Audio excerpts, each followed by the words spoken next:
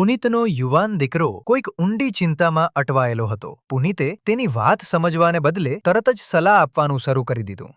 તારે આમ કરવું જોઈએ, તેવી રીતે ના કરવું જોઈએ. હું કહું છું એમ કર. જેમ જેમ શિખામણ વધતી ગઈ તેમ તેમ દીકરો વધુ અકળાઈને પોતાના કોશેટામાં ભરાતો ગયો. એ સમયે દાદા આવ્યા. કોઈ ઉપાય નહીં, કોઈ દલીલ નહીં. તારા પાસે બેઠા અને શાંતિથી તેને સાંભળતા રહ્યા, એક પણ શબ્દ બોલ્યા વિના. 10 મિનિટમાં દીકરાનું મન હળવું થઈ ગયું.